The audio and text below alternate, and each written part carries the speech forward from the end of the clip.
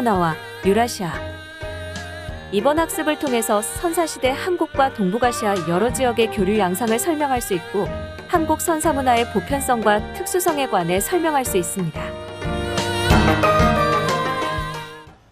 네, 그럼 지금까지 살펴본 한국의 선사 문화를 좀 더 넓은 시야에서 유라시아 문화 속에서 한번 살펴보도록 하겠습니다. 그 지도에서 보신 것처럼 우리 한반도가 위치하고 있는 곳은 유라시아 대륙의 동쪽 끝이죠. 그래서 어떻게 보면 극동 지역이라고도 부르는데 이런 동아시아 지역에 위치하고 있는 한반도 한국의 선사 문화라고 하는 것이 지금처럼 국가와 국가 사이에 국경이 없었던 그런 선사 시대 때에는 당연히 이런 유라시아 대륙 문화와 연결해서 이해해야겠죠. 그래서 어찌 보면 우리가 한국의 선사 문화라는 말이 좀 어폐가 있는지도 몰라요. 우리나라의 선사 문화는 사실 우리만의 선사 문화라기보다 유라시아 대륙의 선사 문화 속에서 자리매김을 해야 됩니다. 그래야만이 우리 한국 선사 문화의 어떤 성격, 보편성과 특수성을 정확하게 이해할 수 있을 것입니다. 그래서 이번 시간에는 그럼 우리 한국 선사 문화의 어떤 보편성과 특수성을 이런 그 유라시아 전체의 그런 선사 문화 속에서 한번 살펴보도록 하겠습니다. 이번 차시 사전 질문입니다. 한반도는 언제부터 현재와 같은 온화한 날씨가 되었을까요?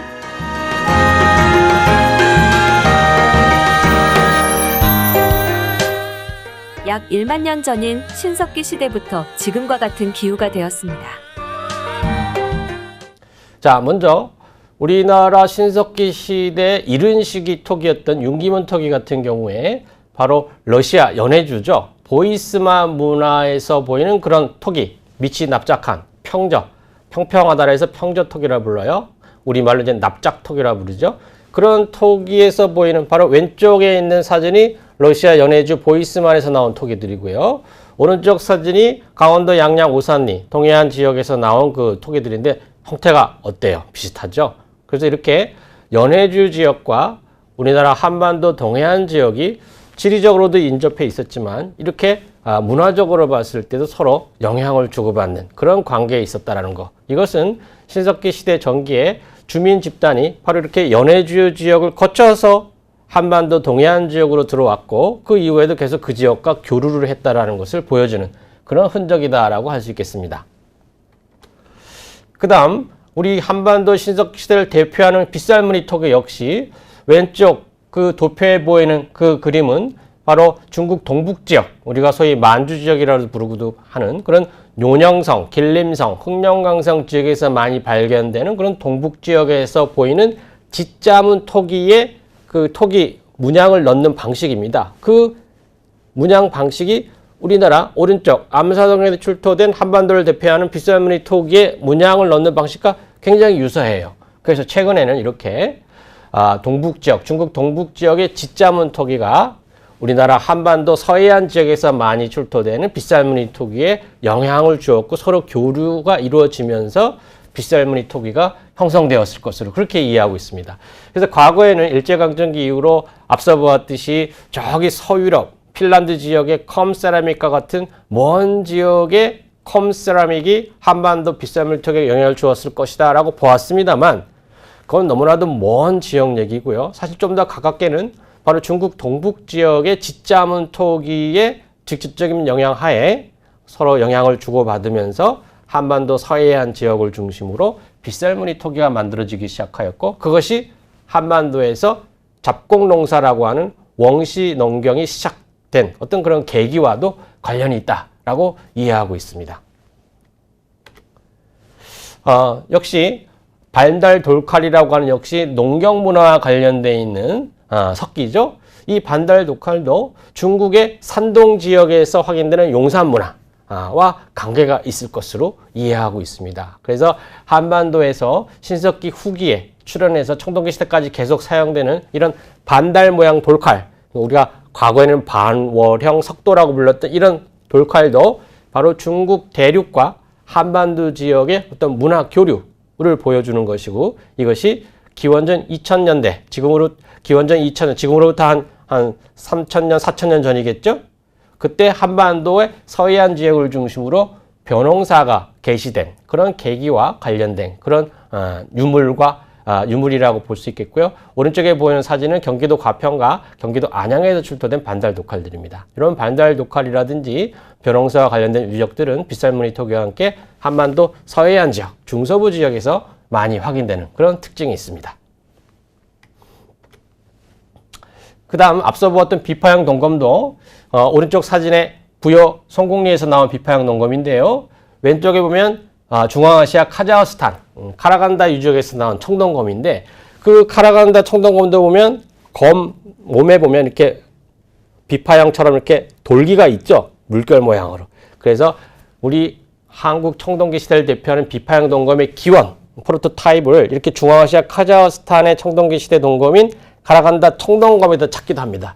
그래서 멀리는 이렇게 중앙아시아 카자흐스탄 지역에서 형성되었던 청동검 문화가 또는 가깝게는 중국 동북 지역에서 기원한 그런 청동검 문화가 우리나라 한반도 지역의 비파형 동검이 형성되는데 중요한 그러한 기원이 되었다라고 이해하는 걸 보게 되면 우리 한국의 신석기 시대뿐만 아니라 청동기 시대의 어떤 문화의 기원이나 문화의 형성 배경을 이해할 때 한반도만 보면 안 되고 가깝게는 중국 동북 지역 또는 연해주 지역, 중앙아시아 지역 등 좀 더 유라시아적인 관점에서 한국 선사 문화가 가지고 있는 다양한 계통, 혼종성이라고 할 수 있겠죠. 다양한 계통에 의해서 형성된 그러한 특징을 이해할 수 있다라고 말씀드릴 수 있겠습니다. 그리고 이렇게 형성된 한반도의 청동기 문화는 여기서 머물지 않고 바다를 건너 일본 열도의 청동기 시대를 이야기하는 야요이 시대라고 하는 그 문화에도 영향을 주었습니다. 야요이라고 하는 것은 일본 도쿄에 있는 한 마을 이름, 지명인데요. 거기에서 처음 이 야요이 문화를 대표하는 토기가 발견되었기 때문에 이제 야요이 시대라고 부르는데 일본에서는 청동기와 철기가 함께 요 야요이 시대 확인됩니다. 그래서 우리식으로 표현하자면 청동기 점 철기 시대라고 부를 수 있는 것이 일본의 야요이 시대인데요. 이 일본 야요이 시대에 형성되는데 우리나라의 송곡리 문화, 앞서 보았듯이 충남 부여 송곡리에서 확인되는 그런 원형, 가운데 돼지코와 같이 이렇게 기둥구멍에 있는 그런 원형 집터와 또는 이렇게 계란 모양으로 생긴 송곡리형 토기 등을 중심으로 하는 송곡리형 문화가 바로 일본 열도에 전해지면서 일본에서 청동기 시대와 철기 시대를 대표하는 야요이 시대 문화가 열리게 되었다. 그것도 역시 한반도의 청동기 문화가 유라시아 문화의 영향을 받으면서 형성되었고 또 거기서 머물지 않고 그 형성된 문화를 일본 열도에 영향을 주면서 일본의 야요이 문화에 영향을 주었다라는 그런 유라시아적 관점에서 우리가 이해해야 되겠고요. 일본 열도에 전파된 경로를 보게 되면 주로 일본의 큐슈 지역이죠. 혼슈 말고 서쪽에 있는 그런 큐슈 지역을 통해서 송곡리형 주거지나 토기 그리고 세형동검과 같은 그런 청동기 문화가 들어갔던 것으로 그렇게 이해되고 있습니다. 그래서 지리적으로 보았을 때나 문화적으로 보았을 때 일본 열도 가운데 큐슈 지역은 한국의 청동기 문화가 가장 밀접한 연관이 있는 유적 유물이 많이 확인되는 유적이라고 이해하시면 될 것 같습니다. 자, 일본 열도로 넘어간 문화 중에는 비파형 동검 다음 단계인 세형 동검 문화가 또 주목해 볼 만합니다. 세형 동검이라고 하는 것은 오른쪽 사진에 보시면 오른쪽 사진 왼쪽에 첫 번째, 두 번째에 있는 그 동검이 있죠? 가늘게 생긴. 앞서 보았던 비파형 동검은 가운데 이렇게 돌기가 있어서 조금 이렇게 비파형을 닮았다면 이 세형 동검은 비파형 동검보다 한 단계 더 발달된 동검 문화인데 이제 돌기가 없어지고 이렇게 일자에 가깝게 됐죠. 그렇지만 아직까지 가운데 이렇게 움푹 들어간 곡선 부분이 남아 있습니다. 그래서 비파형 동검의 좀 더 발달된 형태인데 이것은 철기 문화로 넘어가는 바로 그 전 단계라고 할 수 있겠고요. 그래서 청동기 시대 중에 후기, 청동기 시대 후기 단계에 해당하고 또 다른 시대 용어로는 초기 철기 시대라고 부르기도 합니다. 왜냐하면 이 세형 동검은 초기 철기라고 그래서 주조철기, 철기를 만들 때 주조, 거푸집에 부어서 만드는 주조철기가 있고 그 다음에 이렇게 대장간에서 두드려 만드는 단조철기가 있거든요. 근데 철기 시대 초기에는 거푸집에 철을 쇳물을 넣어서 부어서 만드는 주조철기가 만들어지기 시작했어요. 주로 철부, 그러니까 도끼와 같은 그런 공구류, 농기구들을 주조 틀에 부어서 만들기 시작했거든요. 이 세영동검은 바로 이렇게 초기 철기라고 할 수 있는 주조 철기와 함께 출토되는 경우가 많습니다.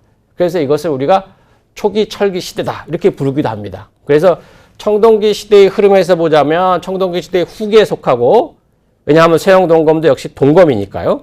또 한편 철기가 등장한 시점에서 보면 철기의 초기적인 형태인 주조철기가 나오는 시대다 해서 그것을 초기철기 시대라고 부르기도 합니다. 그래서 이렇게 세영동검 문화는 한반도의 청동기 시대 후기 내지 초기철기를 대표하는 그런 유물이다고 이해하시면 되겠고, 그래서 그 시대의 문화를 우리가 세영동검 문화라고 부르는데, 그 세영동검 문화가 대개 한반도에서는 기원전 3세기 이후에 발달하게 되는데, 그것이 일본 북부 큐슈 지역을 중심으로 해서 역시 파급이 되어서 세영동검, 세영동가, 단유세문경, 단유세문경이라는 건 꼭지가 여러 개 달린 아주 정교한 무늬의 동경을 가리키는 거겠죠. 오른쪽 충청남도 부여 합송리 금강유역에서 출토된 그런 그 동경을 보시면 되겠습니다만, 아주 세밀한 무늬가 들어가 있는 단유세문경이 세영동검과 함께 출토되는 경우가 많은데,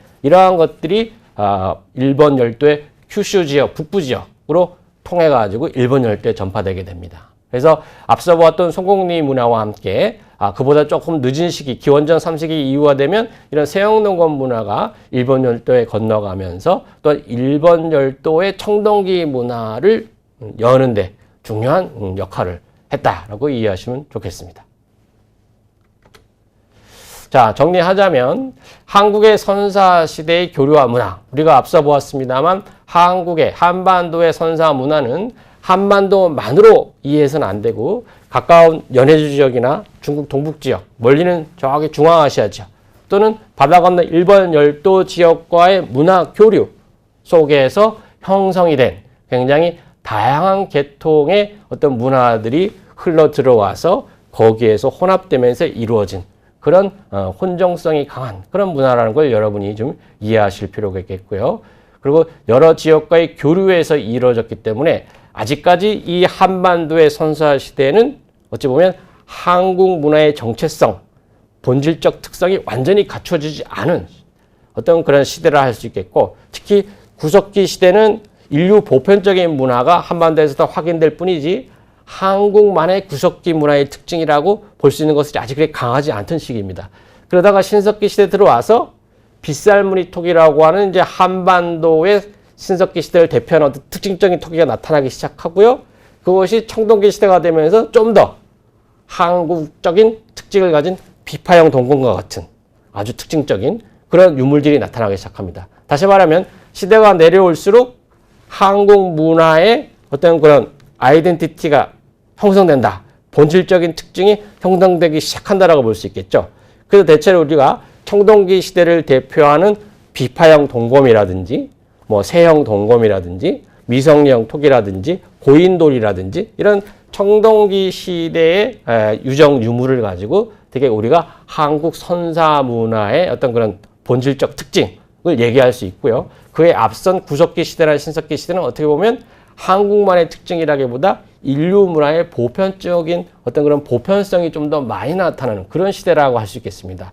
이렇게 선사 시대가 구석기, 신석기, 청동기로 시대가 내려오면서 점차 한국인의 정체성, 한국 문화의 어떤 본질적 특성이 점차 갖추어지기 시작하는 그런 시대다라고 이해하시면 좋겠고, 청동기 시대는 그런 의미에서 한국의 선사 문화 중에서 가장 중요한 시기로서 한국인의 정체성, 한국 원시 민족의 어떤 그런 본질적 특성이 드러나기 시작한 그런 시대라는 점에 있어서 선사시대 가운데에서 한국인의 정체성과 관련해서 가장 중요한 시대다라고 이해해 주시면 좋을 것 같습니다.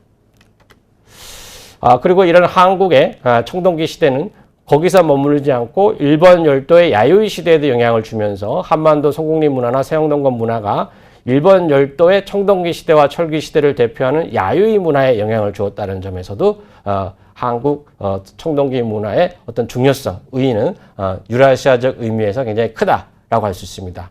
그래서 한국의 청동기 시대는 한국 원시 한민족의 어떤 그런 정체성, 문화적 본질적 특성이 만들어지긴 시기도 하지만 이렇게 형성된 특징이 일본 열도에도 큰 영향을 주었다는 의미에서 한국사뿐만 아니라 어떤 세계사적으로도 중요한 의미가 있는 시대다.